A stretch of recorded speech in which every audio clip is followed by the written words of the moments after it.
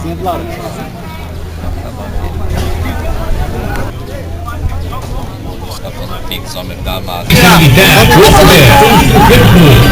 Pronto, valeu, mãe. Obrigado, né?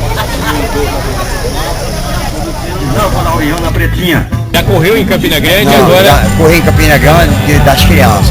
Vou correr domingo agora do bombeiro. Vou correr em São José da Mata. Não sei se vai ter esperança, porque eu sempre corro de esperança. Então, uns 10 anos que eu corro. Isso. E o que está achando de vir agora para correr em Boqueirão, a recepção? Beleza, muito bom. A primeira vez e eu pretendo para o ano. Oportunidade dessas pessoas aqui estão presentes, as pessoas da cidade vizinha que estão nos prestigiando.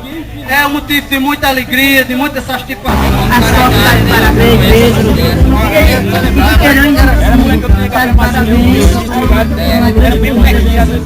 Vamos ver se para o ano aumenta mais Valeu, Betinha. Obrigado e sinta-se convidada para o ano, viu?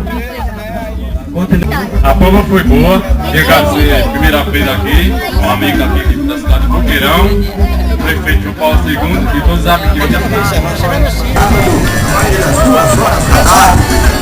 Terá a participação da Marinha do Brasil e do Corpo de Bombeiros e também a polícia.